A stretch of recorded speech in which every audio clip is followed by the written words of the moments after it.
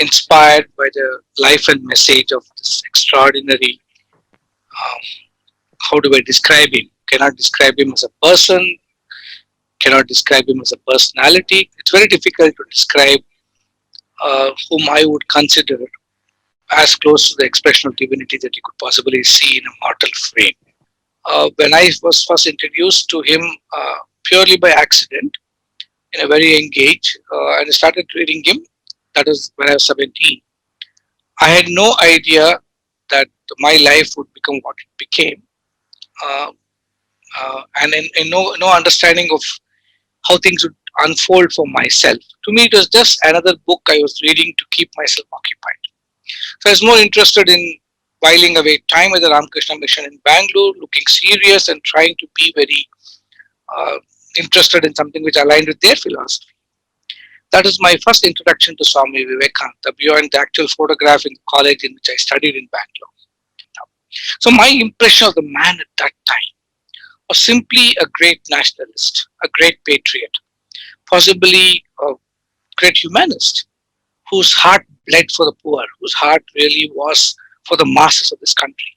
So somebody else might have seen him as a monk, somebody else might see him as God, somebody else might have seen him as somebody who set up a great institution, somebody could have seen him as an extraordinary manager. So at that point of time, to me, what Vivekananda meant in a simplistic way was somebody who really felt for the poor, the marginalized, and the downtrodden. And the way he describes it, he says, "Feel, my children, feel for the poor, the marginalized, and the downtrodden. Feel till your head reels and your heart stops and you fall down dead. And then shall come indomitable power, the power that he talks about coming from inside." So statements like that, that kind of expression he had for the feeling for the poor and the downtrodden. Any 17-year-old who, I believe everybody at 17 is sort of a deep down socialist who believes that the world can be changed, everything, the world can be made equal. All we have to do is wave the magic wand called socialism and the world will be pretty much a better place. I think we are all naive enough to believe at that age that we can actually end up doing that. And to me, words like, "I do not believe in a God or religion, which cannot wipe away the widow's tears or bring a piece of bread to the orphan's mouth," sounded exactly the kind of socialism that I was hungry for.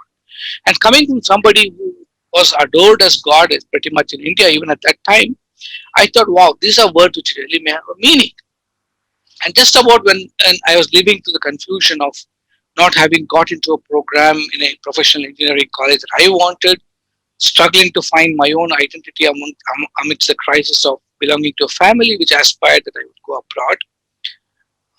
Words like, I call every young man a traitor who, having been educated at people's expense, pays not the least heed to them. It somehow hit me hard, and they said at that time I saw him as somebody calling me out as a coward, calling me out as a traitor, calling me out for not really being considerate about the masses that he was talking about, not wanting to do something for these people. So at that moment of time, for me, the man was a powerful inspirer of men who actually believed that you could transform Indian society by giving a call to the youth of this country. So from that, my evolution of his understanding, if I were to use Vivekananda's own words, the man's own words, he says, we entire life's journey is a struggle for moving from one level of truth to the next level of truth. It's not the truth is, truth is absolute. The way he describes it, possibly in the Vedantic sense, it's absolute. But then our ability to absorb truth is sort of, it's multiple layers. We go from one layer of truth to the next level of truth. And to me, the level of truth with which I understood Vivekananda at 17, as a man who's desperately trying to even understand himself or beginning the journey of trying to understand myself, and holding on to the psychological straw that Vivekananda's message provided, I saw in him, in his message, the need to be doing something different, need to be doing something which he was given the call to do. So at that point of time, it is one level of truth. And I think the last 36, 37 years, I've been trying to read more deeper and deeper and try to understand the person from a different lens every time. I think I get a different message every time. And the only explanation I can give to myself is not that the message of Vivekananda is changing, but the moment in which I am living is constantly changing. And we are also evolving. I'm going from one level to the next, possibly higher. That's what I would like to believe. And in that pursuit of understanding oneself better, our antennas get refined more and more and it becomes better and better. And therefore, our ability to interpret Swamiji. It's not that this message is changing, but our ability to interpret the message of this great man changes. And so, to me, from a nationalist, from a humanist, from somebody who was a compassionate person wanting to elevate and make sure every hungry man was fed, every person without clothes was given clothes, it became a journey of trying to understand what else could this man be saying. So, to me, the man all of a sudden was not just an inspirer. I saw in him a very astute politician who understood that India, at the context in which he was living, was an India which was colonized, was an India under enormous slavery, not just political slavery, but slavery of a different kind. The context of we believing that we are incapable of anything extraordinary, we coming from an extraordinary civilization, having lost our connect to the civilization history of this country, having lost our ability to see how great the nation that we had in the past, and believing that the British will take care of all this nation's future. And so we were a nation without an identity. We were a people without an understanding of ourselves in the context of Indianness. The Bharatiyata that Vivekananda wanted us to feel was completely lost. So in that particular context, here was a man who realized that if you were to give an abstract call, if you were to give a call of come on, you all have to work hard for your moksha, might actually have found a few takers only. But then, if he gave the call in a different language, and that's exactly the power and brilliance of this extraordinary leader for me, who could feel the pulse of the citizenry of that country at that time, giving an extraordinary call of saying that what matters is your evolution, but then that evolution should be understood from an outer manifestation.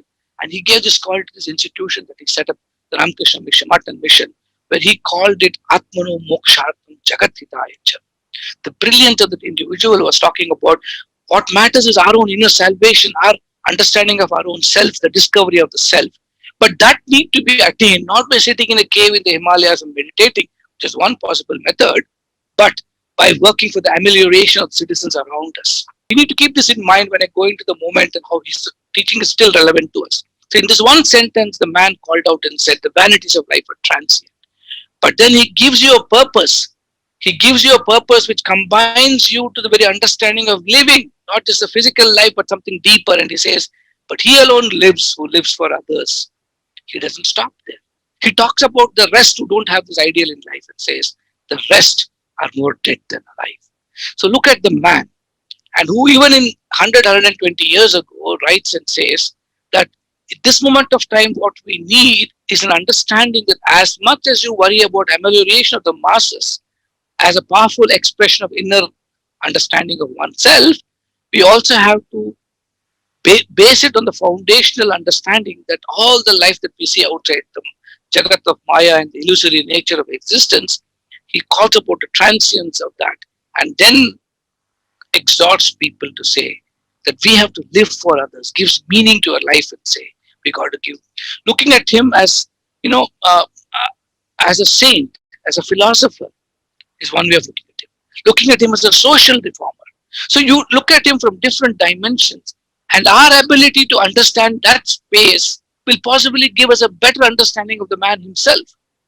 And like I said, the master strategist that he was, who understood that man has to progress in this world by looking at both the external nature outside as much as the internal nature out within. Now, his entire philosophy, Swami Vivekananda's entire message, finds his foundational existence in the Upanishads.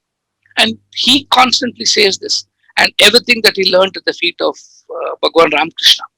He had no hesitation in saying that, in one place he even says, Ramakrishna Paramahamsa could get thousands of Vivekananda from a clod of earth. That was his conviction. So I'm just, after all, one little piece of that. And for that man to give the national identity driven by a civilizational strength, which was Upanishads, was his master strategy. And he never used it in a very prescriptive way. He brought it out, and possibly the first time anybody used the word practical Vedanta. And those of you, it's a small little book brought out by the Ramakrishna Mission. Those of you interested must make it a point to read that book, because we believe Vedanta is something dry. Vedanta is something that you sit and keep pondering over, and then the world will become a better place. But to practicalize it in the way in which Swami Vivekananda presented, I believe brings out his masterly brilliance of that strategist that Vivekananda was. But let's look at the world outside. A world separated, not united. A world polarized. A world which believes that I know best for what my people should have or my countrymen should have. A world which is narrowly interpreting everything that you can interpret. A world which narrowly interprets religion. Vivekananda himself said, I am proud to be a Hindu. And if I were to say the same statement today and say, I am proud to be a Hindu, I necessarily have to, the society necessarily understands it as, or I need to validate that statement as saying, as much as I am proud to be a Hindu, I hate every other religion other than Hinduism. If we reduce the understanding of love to a negative expression and saying that love is just love, right? If loving something means hating everything else, it's a very exclusive way of thinking. But look at the man, the concept of Vivekananda when he spoke at the Parliament of Religions, and he demonstrated the universal philosophy of India, the spirit of tolerance, and going beyond tolerance itself and appreciating everything as one. So this deeply embedded DNA in the message of Vivekananda is a unifying message of mankind, is a unifying message of interconnectedness, is a unifying message driven by the Advaitic thinking. And that is exactly what the world is desperately seeking today. Today, what the world is needing in a world which is separated by all these arguments. I'm a Democrat, you're a Republican, I'm a BJP guy, you're a congressman, and all this kind of everything is by definition is by what you're not today. And in that space, coming to say that we are all one, and this message of interdependence, this message of reciprocity, and this message of oneness, which if I were to call it Advaita, it's a very confusing abstraction. But if I were to bring it down to a lived experience, it brings in peace, harmony, everything what the moment needs today. So all the failures and fallacies of society as we know it today are all expressions of a baser human being. And that's why Swamiji said the journey of human evolution is from one lower level to the next. And so this is a very normative thing. Understanding him from his message is that there is hope and there is expression of becoming better tomorrow. And that's a very powerful look at. So while the feeling of vulnerability is real, especially in a post-COVID scenario. COVID is still not over. We can't even call it a post-COVID scenario. We need to call it a COVID scenario. The hope that his message brings is driven not by some external messiah coming and waving a magic wand, a Vivekananda coming in and saying, I'll solve the world's problems for you, but calling us out and saying that perfection is inherent in you, telling us that spirituality is the expression of divinity manifesting inside every human being, and that expressing the divinity is what your life's journey is all about. Look at that as a solution for today's moment. Today, the world is driven by a sense of iniquities, but a greater crisis, the way I see it, is a greater crisis of the self, crisis of the self itself. And that's exactly where the man for the moment is Vivekananda, because he begins with our understanding of the self. The journey of spirituality for him is a journey of discovering our inner self. The very purpose of this inner self, how do we apply it to a practical action? So if leadership is just, in Vivekananda's view, I would articulate leadership as an endless spiritual journey, a journey where the person constantly tries to reconcile his private inner narrative, his inner narrative of seeking himself, with an outer public narrative of serving society and being useful in a society that he is embedded in. The movement today requires extraordinary leadership. It requires a quality Swamiji stood for, intellectual gigantism with extraordinary humanism. Today's world requires such leaders, whether it is political leadership, whether it is spiritual, religious leadership, whether it is leadership at a small community level, a small little civic community of 100 people, whether it is a little tribal ejmana in a tribal colony, at every level, this kind of selfless expression of living a life for others itself is one way of looking at it at the current moment. The second way is if we can understand that our life is best lived in the service of others. And what does service mean in Swamiji's terms? And if we can distill out his message, he starts out very simply in a way in which we can understand. He talks about service at three levels. The first level of service, in a very simplistic way, which every one of us can indulge in, is physical service for the body, whether it's running an orphanage, whether it is taking care of a child in a hospital, or it is healthcare or education, or food and nutrition. So many hundred different ways in which we express the service to the physical body. And as we do that, Swamiji says, as you become better and better, as your expression of service in a selfless way, as you start doing it, believing that you're actually instrument through which that work is getting done, you'll suddenly feel that there's something more I can do. And that is where Swamiji says intellectual service. Can we help people become better in their understanding of society around them, giving them awareness, giving them knowledge, building schools, building institutions of learning in a real sense. And then that is the next level. And Swamiji says, finally, the level of spiritual service. Now, I can definitely confess and say that I don't understand how you can really serve anybody else spiritually. But one thing is for sure, if we can understand this message and lead a life where we are serving people physically and intellectually, with no expectation, with no transactional understanding of somebody will give you an award or a reward or a Nobel Prize for your work, you evolve spiritually. So greatest spiritual service you do is not for others, but to yourself. And that is what today's world requires. Each of us feel a little bit of Vivekananda. We think we understand him. We think we have, now he's even monopolized by a few forces saying that they understand Vivekananda. But Vivekananda belongs to the world. Vivekananda is an idea. Vivekananda is a force. Vivekananda is something indescribable. It's easy to put him in a photo out there and say that's a photo we understand and can relate to. But deep down, we need the real understanding of Swamiji and his message. The understanding that there's a Vivekananda embedded in each of us.